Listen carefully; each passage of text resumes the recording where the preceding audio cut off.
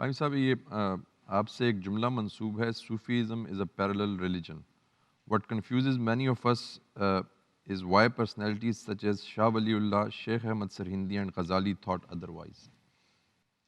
دیکھیے دنیا میں حقیقت تک پہنچنا انسان کی آرزو رہی ہے. یعنی انسان چاہتا ہے کہ یہ کائنات کہاں سے آئی ہے اسے معلوم ہو، اس کا خالق کون ہے، کوئی ہے بھی یا نہیں یہ اسے معلوم ہو، یہ موت کیا ہے، زندگی کا خاتمہ ہے یا اس کے بعد کوئی نئی زندگی شروع ہوگی. تو یہ جو حقیقت کو جاننے کے بنیادی سوالات ہیں، ان کا 3 طریقوں سے انسان کو جواب ملا ہے پوری انسانی تاریخ میں.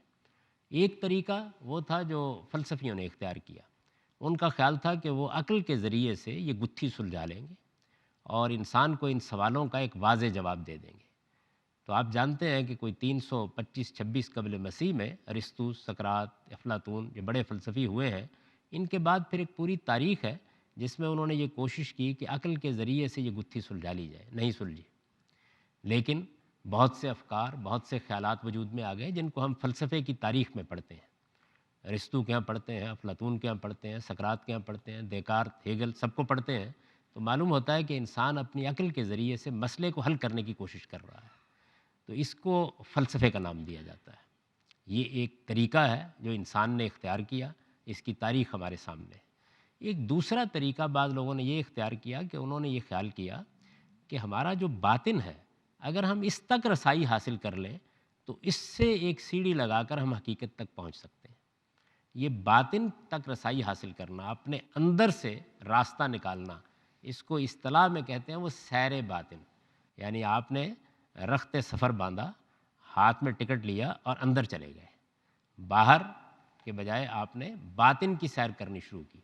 اس کے لیے انہوں نے بہت سی مشقیں ایجاد کیں، ریاستیں ایجاد کیں، مراقبے ایجاد کیے. اس کو صوفی مذہب کہا جاتا ہے، صوفیانہ مذاہب، مسٹیکل ریلیجن. یعنی اس میں بھی وہ یہ کہتے ہیں کہ ہم نے حقیقت کو پا لیا ہے، ہمارا حقیقت سے براہ راست تعلق پیدا ہو گیا ہے، ہم اب جو بات چاہتے ہیں خدا سے پوچھ لیتے ہیں. تو یہ جو عمل ہے، یہ سب سے بڑھ کر، جس طرح فلسفے کی تاریخ اصلاً یونان سے شروع ہوئی، مسلمانوں کے ہاں سے ہوتی ہوئی مغرب میں آ کر اب پائے تکمیل کو پہنچی ہے، تو یہ جو صوفی مذاہب ہیں یہ ہندوستان میں پروان چڑھے ہیں. اس کا سب سے جو بڑا ظہور ہوا ہے بدھ مت کی صورت میں ہوا ہے. یہی وجہ ہے کہ بدھ علامت بن گیا ہے کہ وہ ایک درخت کے نیچے بیٹھ کے نروان حاصل کر رہا ہے، یعنی اپنے باطن کی سیر کر کے حقیقت تک پہنچنے کی کوشش کر رہا ہے. تو یہ 2 طریقے ہوئے، اس کو صوفیانہ مذاہب کہا جاتا ہے.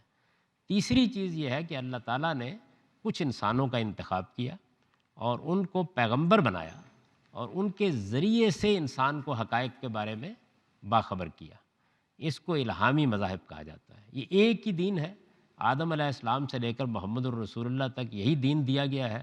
اللہ تعالیٰ کہتے ہیں کہ حقیقت تک پہنچنے کا یہی طریقہ صحیح ہے.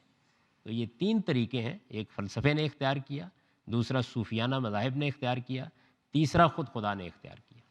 آپ جانتے ہیں کہ اس میں کوئی مشق نہیں ہوتی، کوئی ریاضت نہیں ہوتی، کوئی چلہ نہیں ہوتا. آپ کبھی قرآن میں پڑھیے، سیدنا موسیٰ علیہ السلام اپنی بیوی اور بچوں کو لے کر جا رہے ہیں، تاریک رات ہے، سرد رات میں یک بیک ایک درخت کو دیکھتے ہیں اور ان کو بتایا جاتا ہے کہ آپ کو پیغمبری کے لیے منتخب کر لیا گیا ہے. تو اس میں اللہ تعالیٰ انتخاب کرتے ہیں اور پھر اپنا میسج انسانوں تک پہنچاتے ہیں. میں نے یہ عرض کیا ہے کہ یہ کوئی الگ الگ مذاہب نہیں ہے، یہ ایک ہی دین ہے. یعنی جس طرح سے محمد الرسول اللہ صلی اللہ علیہ وسلم کے بعد بہت سے فرقے بن گئے ہیں، اسی طرح محمد الرسول اللہ صلی اللہ علیہ وسلم سے پہلے بھی بہت سے فرقے بن گئے تھے. یہودیت، نصرانیت، یہ اصل میں اسلام کے فرقے ہیں. کچھ پہلے بن گئے، کچھ بعد میں بن رہے ہیں، اصل دین ایک ہی ہے. تو 3 چیزیں ہیں.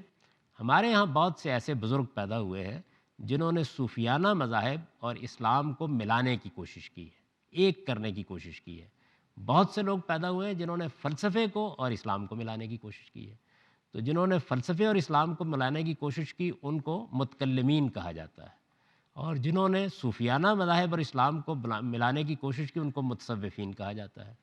تو میں نے یہ الگ کر کے بتا دیا ہے اپنی کتابوں میں کہ صوفیزم ایک الگ چیز ہے، فلسفہ ایک الگ چیز ہے، اور الہامی مذہب بالکل ایک الگ چیز ہے. تو از راہ کرم اس کو الگ ہی رہنے دیجیے.